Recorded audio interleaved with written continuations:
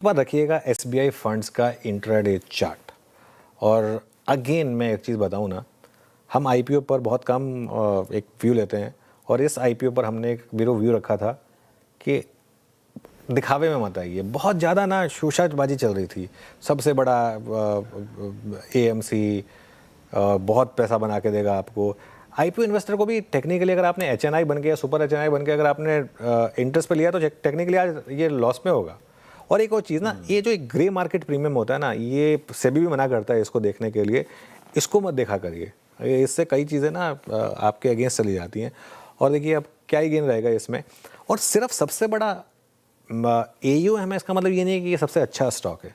फ़र्क होता है दोनों में। अर्निंग्स क्वालिटी देखिए, अर्निंग्स क्वालिटी काफ़ी इन्फीरियर है इसकी, और इसीलिए हमने इस पर एक व्यू लिया था कि इस आईपीओ में हाँ, अगर आपको 8-10% का लिस्टिंग पॉप चाहिए, वो भी जिनको मिला होगा उनको, तो अलग बात है। लेकिन यहाँ से इस स्पेस में इससे बेहतर स्टॉक है, और वो वैल्यूएशन का जो डिफरेंशियल है वो जस्टिफाइड है, क्योंकि वो अर्निंग्स के प्रोफाइल जो है ना वो इसकी इस तरीके से है। खैर, वैसे इस समय अब 590 पर है। धर्मेश जी, 590 पर एसबीआई फंड्स आप लेंगे क्या? अनुज जी, पहले तो मैं आपसे और ज्यादा सहमत नहीं हो सकता। जो आपने एनालिसिस किया, एग्जैक्टली यही सब बातें हम लोगों ने भी अपने एसबीआई फंड के आईपीओ नोट में हाईलाइट की थी।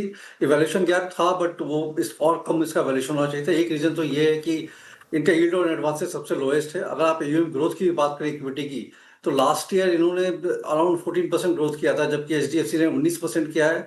आईसीआईसीआई प्रू एंड निप्पॉन ने ऑलमोस्ट 30% का एयूएम ग्रोथ है, और डिफरेंशियल काफी यील्ड में ये 30-32 के यील्ड पर ट्रेड करते हैं, जबकि वो उनका 49-50 के आसपास का यील्ड हम एडवांसेस है। अगर रेवेन्यू के हिसाब से आप कंपेयर करें, प्रॉफिटेबिलिटी वैसी है, ग्रोथ उनका काफी अच्छा चल रहा है।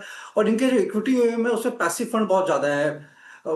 ऑल्टरनेट्स में जो एक्सपोजर है वो भी 9% के आसपास से ग्रो कर रहा है। तो हम लोगों ने सिंपल लिखा था कि लिस्टिंग गेन के पॉप के लिए अगर आप लेना चाहते हैं तो हो सकता है 10% के आसपास का गेन मिले, वो भी हालांकि मेटलाइज नहीं कर पाया था। बट लॉन्ग टर्म व्यू के हिसाब से मैं तो 590 पे भी इसको बाई करने की सलाह नहीं दूंगा, जब तक कि इनके एयूएम ग्रोथ में ट्रेजेक्टरी दिखे, and that to proper equity fund में दिखे, ना कि पैसिव में।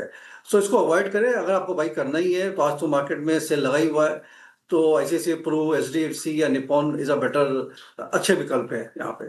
बिल्कुल, एचडीएफसी, आईसीआईसीआई प्रू, निपॉन, काफ़ी म्यूचुअल फंड्स हैं जो इससे बेहतर विकल्प हैं आपके पास। अगर आपको लेना है तो वो आप ले सकते हैं।